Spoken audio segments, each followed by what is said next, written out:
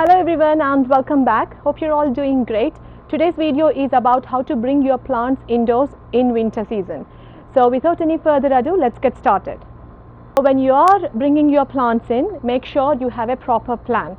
Say to analyze how many plants you need to take them indoors and where do you want them to put in a room for them, and also do you have a space where you have windows where you get sunlight. If you don't have that flexibility, you just have to arrange accordingly. So when is the right time to bring your plants indoors?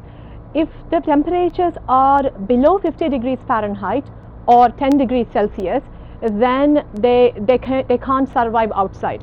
So it's important, before the temperatures go to that stage, we need to make them acclimatize to indoor conditions. So temperatures are above 50 degrees and it's not yet 50 degrees Fahrenheit.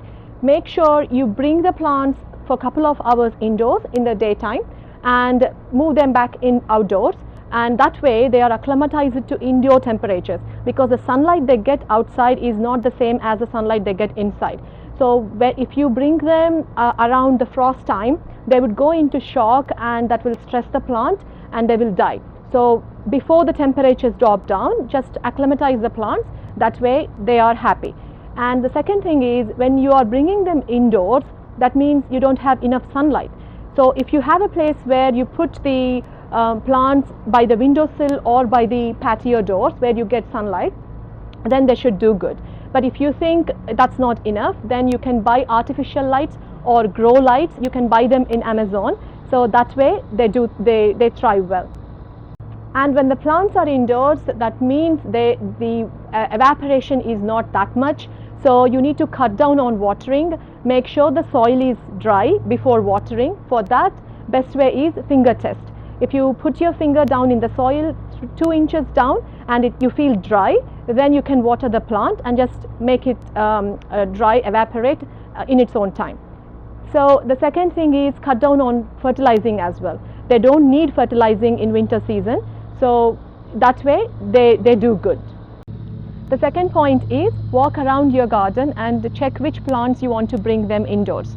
So if you decide on certain plants that you want to bring them indoors, either you can repot them, but if you are repotting them, you need to make sure you have a potting mix, proper potting mix.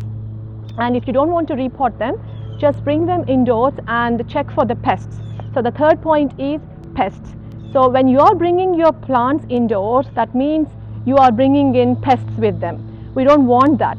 In the indoor conditions, pests grow rapidly, vigorously, because outdoor there are beneficial insects where pests are not that rapid, but indoors we don't have that. So we need to make sure, check behind the leaves.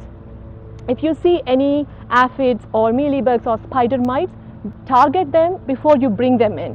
Say neem oil spray is good, and also just snip them off or treat with sellotape. If you have aphids, you can take the aphids off with sellotape trick. So that way, and also water thoroughly, wash the plants thoroughly and wash the containers thoroughly, so you're bringing in healthy plants. This plant right here is curry leaf plant, and I have used the raised pots gardening method. That's why I'm not bringing this in. This can't survive frost. But in Florida, we don't have frosty conditions. So what I'm going to do with this one is, I'll buy a frost blanket. Say around December time, the temperatures go very low here. So I'll put the frost blanket on top of the soil. That way this should be okay. So when you have plants that you decide you want to leave them outside, frost blankets are the best idea, because they keep, all we are doing is keeping the soil warm. So this is Tulsi plant, holy basil plant.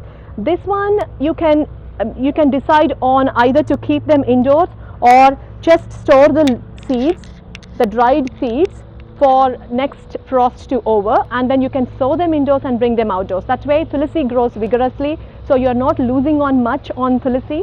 So you just have to decide how you want to do it. I usually save some seeds and then sow them around last frost. That way Tulsi grows vigorously throughout summer. And sorry about the background noise, there was lawn mowing going on. But yeah, basically these are the tips I usually do, and hope this was a helpful video, and I'll see you in my next video very soon. Thank you for watching. Bye. And sorry about the background noise, there was lawn mowing going on.